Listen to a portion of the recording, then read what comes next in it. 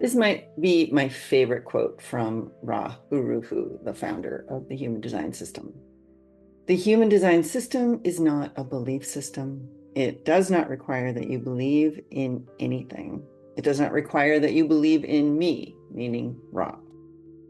It is not stories. It is not philosophy. It is a concrete map to the nature of being. It is a logical way in which we can see ourselves. So as you begin your human design journey, or maybe you have already spent time exploring the human design system, you will find along the way a lot of information that isn't going to match that description. There are going to be people who are going to ask you to believe things or to believe them. There are going to be people who are going to ask you to believe Ra, when in fact, the most important thing you can do is remember, don't believe anything anyone tells you, not even me. The value, the huge value of human design is that it is a functional map.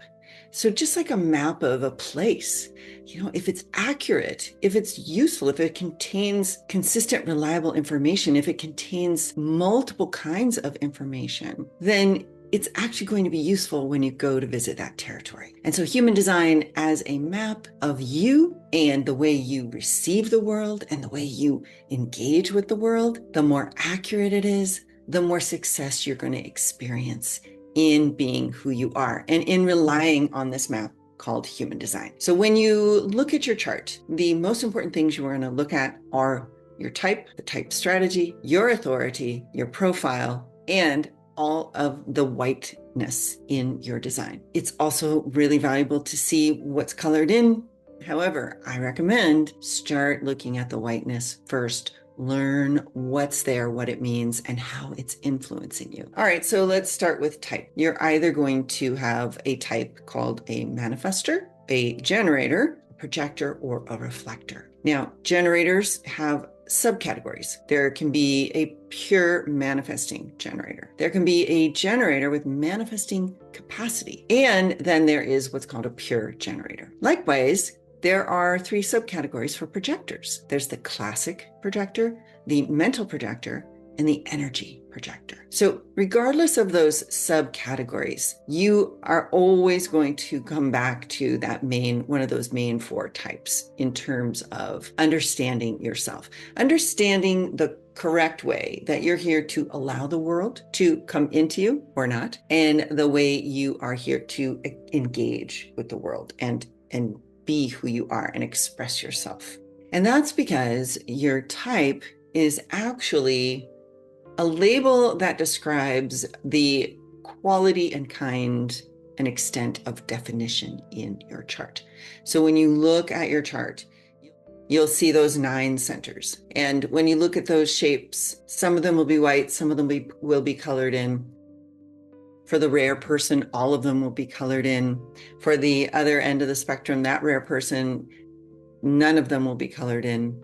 And so your type is an expression of what sort of energy will emerge from you into the world without your even knowing it. For example, if you've ever been in a room of people and someone who's in a really bad mood walks in, even if you don't see them, you can feel the energy of the room shift. Likewise, when someone comes into a room and they're happy and they're bubbling over with joy and friendliness, even if you aren't looking at them or talking to them, you'll feel that shift in the energy of the room. That's an embodied experience of these energy fields that we each have. And so with the 4 types, the manifestor has an energy field that's described as closed and repelling. And we've been taught to perhaps think that those are very negative words. Let's set those judgments aside and just explore what that quality of being closed and repelling means and how it actually serves the being of the manifestor. The manifestor's aura pushes outward, and in doing so, it creates a repelling field because it's repelling the other auras, the auras of the other people around it. And so it's closed, it's also repelling. It's not letting other people's energies in, which is essential for a manifestor because they are here to initiate their own vision. They are here to initiate their independently and from within themselves, according to what they discover inside. And so if they were open and absorbing, or they would easily be influenced by the world, and that's not what they're here to do. The energy field of the generator is described as open and enveloping. So just imagine this sort of sphere of energy that's emanating out, but also completely open, so anything can come in at any time.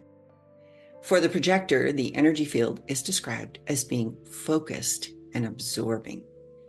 You can imagine kind of a laser beam of energy coming out and focusing in on and absorbing the energy of whoever it's focused on.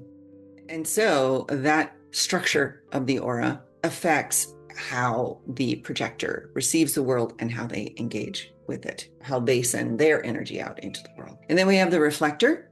Now, the reflector is described as having an energy field that is sampling and resistant. So the phrase Teflon aura will often be used to sort of describe that their aura, nothing's necessarily going to stick. However, they do have the ability to sample and take in small bits enough to serve the function and purpose of the design of a reflector.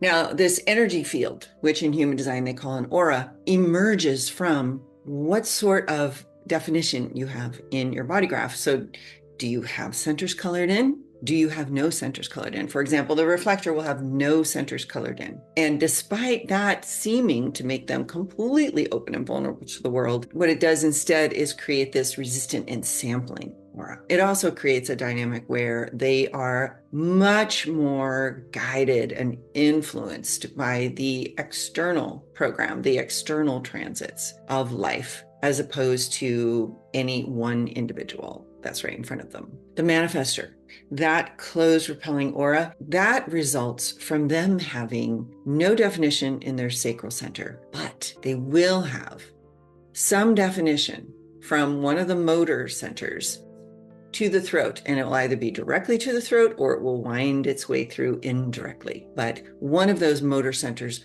will be connected and be able to get its energy to the throat, but without the sacral center being consistently, reliably activated. So there is a unique quality of power that comes with that, a unique quality of being able to manifest that comes with that is very different from the generator, because the generator aura is the direct result of the defined sacral center. Whenever the sacral center is defined, that makes that person's design the design of a generator. And again, it is that sacral center definition, that consistent, reliable, almost unceasing, like emergence of that sacral life force coming from this being, and also the receptivity, the ability to envelop and receive all the energies around. So that is what makes that quality of energy field the way it is. That's what structures the quality of the generator's energy field, just the sacral center definition alone. Now, of course, in order for you to have a defined sacral center, it has to be defined in partnership with one of the other centers, and that will also influence how your sacral field of energy is going to be experienced by those around you and also by yourself. And then finally, with the projector, in order to have that focused, absorbing, probing aura, there needs to be no sacral center definition, and there cannot be any motor energy that is connected either directly or indirectly to the throat. So even if someone who's a projector has a motor defined in their design, it will always be split off from the throat center. There's a quality of what you can think of as limitation in a projector. They will never have their motorized energy directly or indirectly flowing into the throat on a consistent and reliable basis. And they will also never have that consistent, reliable sacral life force emanating all the time. So that is what creates that focused, absorbing aura. Now, why do those centers being activated or not form those particular structures? That's a great question. And it's something to maybe ponder in your own experience. But I suppose it's like asking, why can water be liquid, solid, and gas? We don't know, but we know that because it can. It's an extraordinary element in our world. Your type is really just about your definition, which structures the way your energy is going to move out into the world and the way you're going to receive the energy of the world. And for each type, there is a signature theme as well as a specific not self theme. So if you are a manifestor, when you are able to experience peace, then you are flourishing in your type's signature theme of peace. However, when you are meeting resistance, because you will very likely not be following your strategy and authority or living correctly as a manifestor, when that happens, you will experience the not self theme of anger. And it will be very natural for you to have been conditioned to not show your anger or not express it out loud, depending on how you were raised. Some people are going to be able to express that anger more directly, but if you have been someone who's been taught to suppress your anger, whenever anger is buried and not allowed to find expression, it can become apathy and passivity. So as a manifestor, if you know someone who's a manifestor and you think, well, they're not like, they don't yell or they're not angry, they may be one of the ones who's been conditioned to stuff it inside. Now, if you are a reflector, your signature theme is a delighted surprise. Everywhere you look, it's just going to say surprise, but right, the reality is surprises aren't always fun. For a reflector, it is that quality of delightful surprise that lets them know that they are living as they correctly are meant to live, following their strategy and authority. When they are not living correctly as themselves, then they're going to feel disappointment. And all humans feel disappointment. It's a universal human experience. However, when a reflector experiences disappointment, it has more density and more impact. And what it communicates to the reflector is that they are not living truly as themselves. Now, they won't know that for the most part. So they'll be confused about why they're so disappointed. And they might even blame themselves for that disappointment because they've been conditioned probably their entire lives to believe that they really should have been a manifestor or manifesting generator. It would be natural for them to think that they're the ones who have something wrong with them. And so disappointment with the world can even lead to a deeper disappointment in themselves. Now, with a generator's signature theme is satisfaction. And it is the very specific juice for a generator to find satisfaction, to find an experience very deeply satisfying. That lets them know that all is right in the world and they're following their strategy and authority and design correctly. When they're not doing that, the not self theme is frustration. And it is just this intense frustrated experience. That sacral life force just becomes frustrated in its ability to emanate out into the world, to be open and enveloping. And so that is a uniquely uncomfortable and dissatisfying experience for a generator. And then for the projector, the signature theme is success, which of course everyone thinks of success. It isn't limited to projectors to be interested in success. It's simply that when you are a projector and you experience success, it is the ambrosia of your life. It's the juiciest part of life. You feel like you are all good. The world is good and you are good. And so it is the signal that you're following your strategy and authority and living correctly according to your design. And when you're not, then it's going to give you the not self theme of bitterness. And often projectors will even describe that a relationship or a situation or a person, they can taste the bitterness in it or within themselves because of it. And so when, as a projector, you are tasting or feeling bitter, that's your signal that you're not following your strategy and authority and living correctly according to your design. So you can think of the signature themes as signposts that say, keep going. What you're doing is working. And you can think of those not self themes as signposts as well. They're just the less pleasant ones. They're the painful ones, the uncomfortable ones, but they are information as well, and valuable information at that, because they stop you, hopefully they pull you up short so you can look at, where am I making my decisions from? How am I not living correctly according to my unique constellation of design elements? So when you feel your signature theme, when you feel your not self theme, both are information. One is the keep going, this is good, it's the green light. And the other one is the yellow and the red light. The not self theme is like at least a yellow light, but sometimes a full on red light. Learn to recognize those two signals in your life. Learn what they look like to you, how they feel to you, what you've done when you've experienced either of those, how you have lived, or what choices you've made when you've experienced either of those. Start to track your own journey with those two signposts. So each type also has what's called a strategy. And this is a way of engaging with life, with the world, that is going to be most harmonic with your particular energy field and the definition and flow and consistency and lack of consistency in you. So for the manifestor, your strategy is described as to inform. Now, this is because manifestors are here to initiate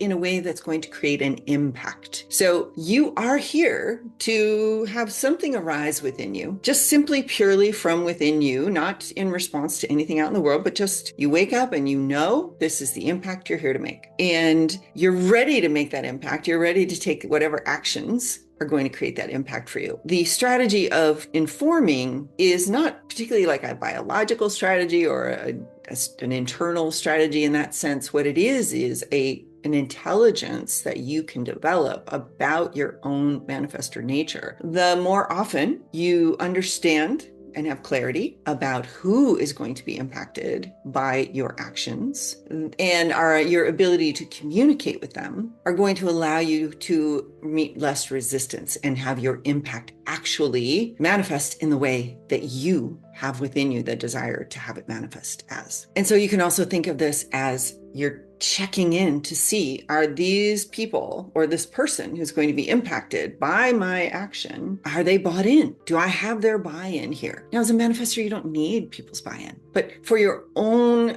edification, for your own internal, to not have to end up feeling that anger or that apathy. When you do inform and discover whether you have the buy-in of those who are going to be impacted, then you have information that lets you make choices about how you want to initiate your vision, how you want to manifest that. Because maybe you'll find they're not the right ones to receive your impact. Or when they appear to understand the impact you want to make and say, wow, this is great. How can we support that? Then when you initiate and create your impact, it's really going to land with beautiful potential and power, right? So then you, as the manifestor, can really rest in the peace, knowing that your impact landed the way that you wanted it to. So your strategy is designed to support you in meeting less resistance and fulfilling your destiny as a manifestor. And that's true for all the types. So let's look at the reflector. Your strategy is to wait through the lunar cycle. Depending on where you are in life and in your human design journey, that can sound really crazy. Wait for the lunar cycle. Why? Is this like werewolves or what? No, what this is that because the reflector has no centers defined, as the moon moves through each of the gates throughout a month, 28 and a half days, basically, it's going to light up different elements of your design. So you have one gate here. When the moon brings the other gate, suddenly you're going to experience the energy and life force of the two centers on the opposite ends, as well as the quantum energy of that channel. It's going to be very brief. I think it's 8 to 10 hours each time the moon goes through a gate. So this isn't going to be anything that's going to feel permanent or you're going to be able to spend a lot of time in.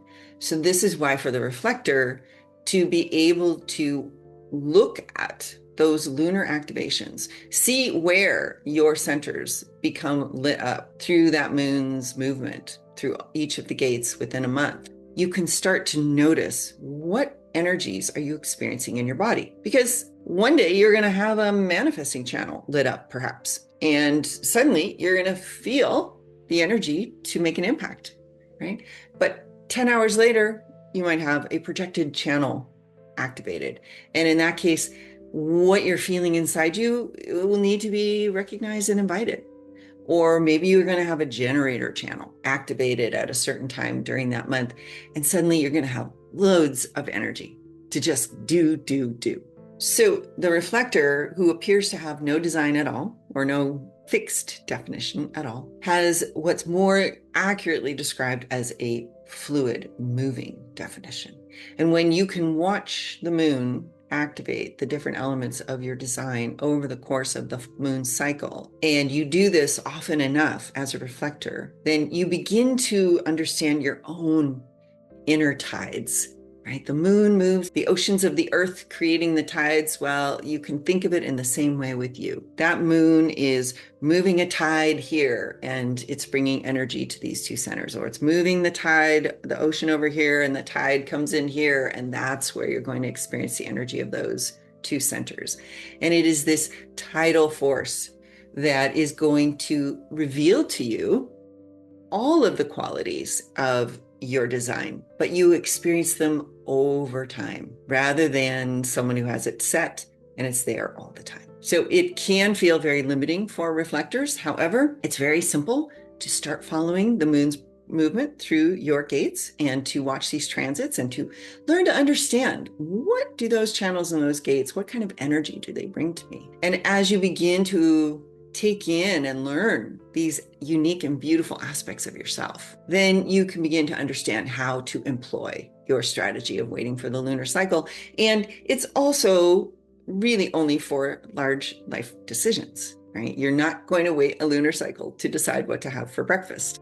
You don't need that.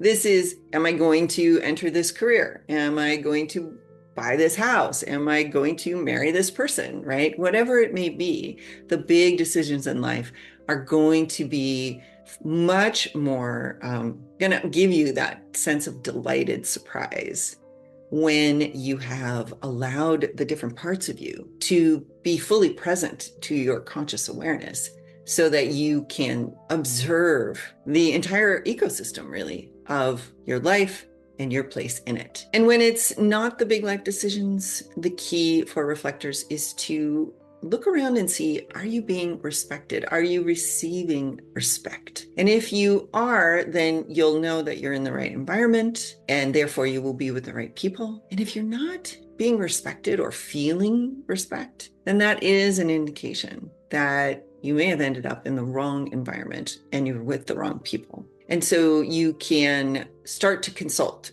your lunar cycle and let those energies move through you so that you can sample each of them. In that way, you can construct a big picture view of what comes next for you. So now, when you're a generator, your strategy is to wait to respond, which I think, honestly, the word wait is just so imprecise.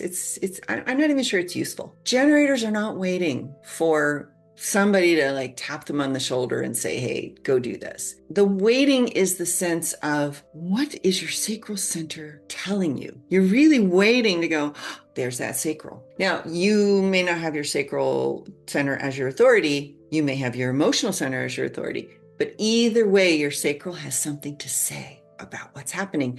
So you are waiting to notice your sacral response to life. And response is something you do naturally, literally every second of the day. You are in response to the world because your energy field is open and enveloping. You're never closed off or disconnected. You're never narrowly focused, so you miss this other thing. It's all coming in. So what you're waiting to respond to is all of the signals that come into you, all the energy that comes into you, and how the energy wants to come out of you. That's your response. So you're not waiting on someone else. You're not waiting to be given permission to be yourself. You're waiting for the energies of life to reach you so your sacral can tell you how you're here to respond to it. And then as projectors with that focused, absorbing aura, your strategy is to wait for correct recognition and invitation. Now, often you might even just see it trimmed down to wait for the invitation, which is a very disempowering version of that.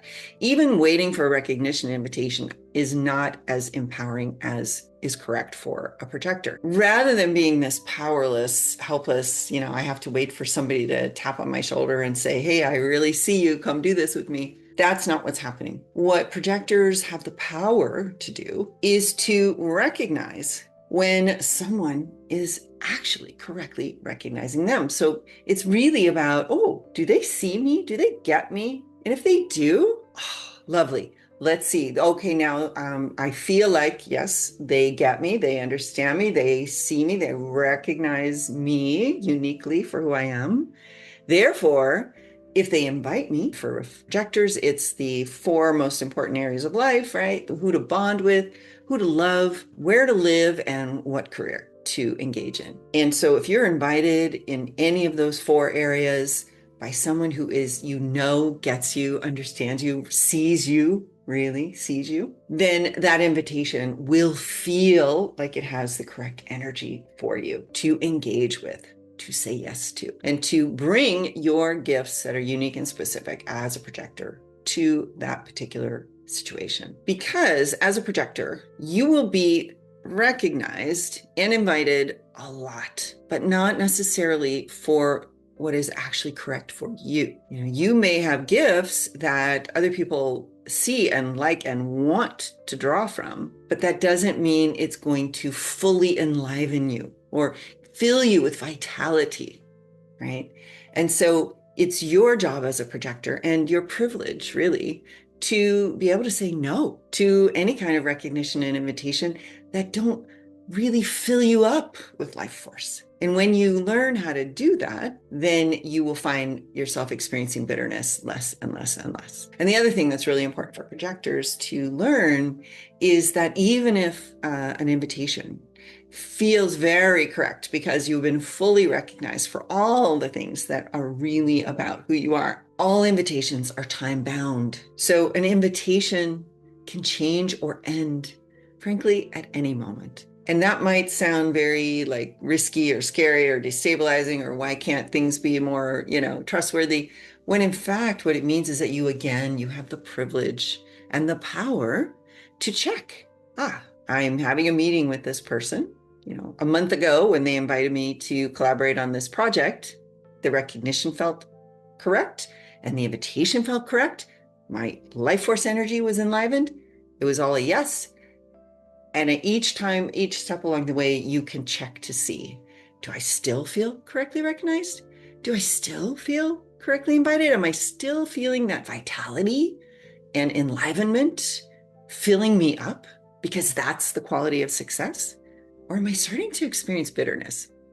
So even when you said yes to an invitation, because at that time, all signs pointed to yes, it's essential to learn that you must continue to check in with yourself and that you have the right and the responsibility to communicate when an invitation is no longer correct, or when the conditions of the invitation, if they've shifted slightly, you get to communicate about that shift with the person that you are engaged with. And if they're happy to course correct to something that is correct for you, great. If they're not, if they really want to keep going in the direction that is less and less correct for you, then it is your place and your job and your privilege and your power to tell them that it's no longer a good fit for you. And you get to take your gifts elsewhere. Because projectors are here to be advisors who can guide. We are not sacral beings who are in response to life and have that just relentless life force energy coming out of that sacral center, boom, boom, boom, boom, boom.